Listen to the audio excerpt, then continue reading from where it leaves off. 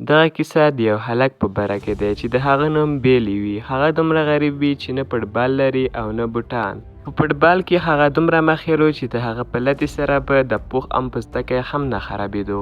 دوی له اول نه داسې غریب نه و، بلکې د ده پلار د خپل وخت یو مشهوره او تکړه فوټبال کیلړي پاتې شوی و. خو صرف د یوې حادثې له وجې هغه زخمي کیږي او د هغوی هر څه ختمیږي، او اوس هغه په هسپتال کې د صفه کوونکي په توګه کار کوي.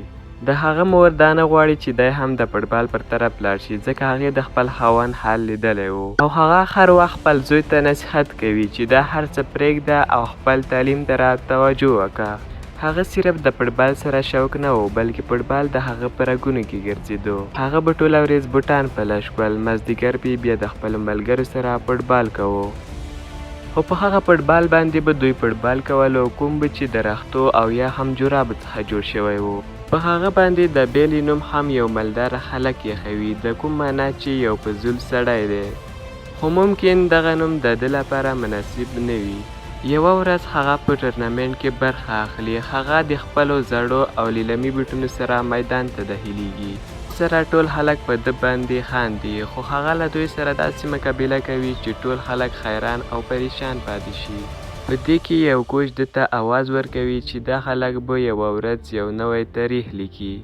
خو د ده د زندګۍ اصل امتحان پاتې. د میچ نه بعد دوی کور ته ستنېږي او په لاره کې تیز باران ګیر کړي، او دوی د بوټو لاندې پناه اخلي. خو د تیز باران له امله ځمکه ښویېږي او د ده یو ملګری هلته مړ کیږي.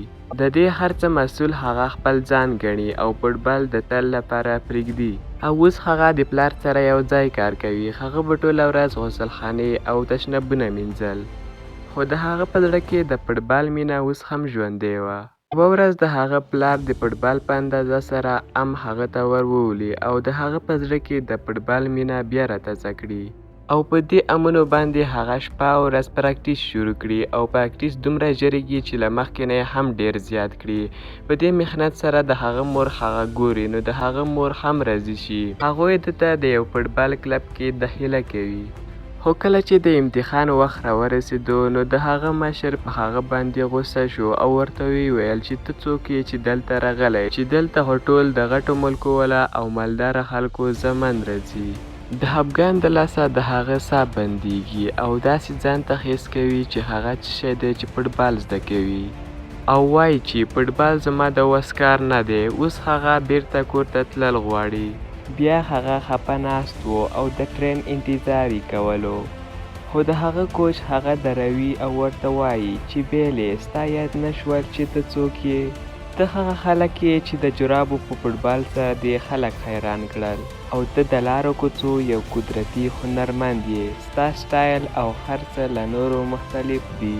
که چېرته ته هم د نورو لوبغاړو سره ځان حسابوې، نو بیا هیڅکله هم په دنیا کې نوی نوم نشي جوړوی.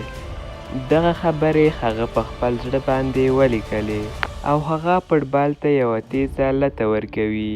خو دا ځل هغه لوبه په خپلو اصولو او خپل سټایل باندې کوي، او ډېر ژر هغه په خپل ټیم کې یو ستوری شو، او په دې سره هغه د هیواد په سطحه انتخاب شي. او په دې وخت کې د هغه عمر یوازې 14 کاله وي. خو په فاینل کې د ورلډ کپ په دوران کې د دوی ټیم کسان زخمیان شي. دا هغه وخت وي چې 14 کلن هلک بیلی میدان ته ښکته کیږي. خو په اول کې هغه دومره غټې مقابلې او د زرګونو خلکو په منځ کې، او ټیم مشر هغه ته وایي چې بیلی، ته په یورپي سټایل لوبه وکړه. د هغې له وجې هغه لږ شان پریشان شي. خو بیا هغه ته رایادېږي چې هغه څوک دی. هغه ځان ته خپل اصلي انداز رایادوي، او بیا هر څه بدل شي. بیلی ګول د پاسه ګول کوي.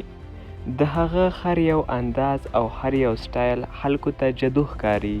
خو په آخري میچ کې بیلی هیټریک کوي، او خپل ملک برازیل ته یې په لومړي ځل ورلډ کپ راوړو. په دې سره نه یوازې هغه د دنیا کمترین ورلډ کپ لوبغاړی جوړ شو، بلکې دنیا هغه د کینګ بیلی په نوم سره یادوه. د ده ملک چې په ټول عمر کې یو ورلډ کپ هم نه و ګټلی، اوس ده ورته 3 نور هم وګټه. د دنیا 80 صدرانو، 10 پاچاهانو او 15 وزیرانو د هغه سره د لیدو شوق درلودو. حتی حکومتونو به جنګ یوازې د دې لپاره دراوه چې خلک په سکون سره د بیلې لوبه وګوري او د بیلې دغه کیسه په همدې ځای پای ته رسیږي. دغه کیسه د نړۍ هر یو ماشوم لپاره د یو هنر ډک درس وګرځېدو. د نورو ویډیوګانو لپاره زموږ یوټیوب چینل در سره سبسکرایب کړئ. مننه له لیدو څخه مو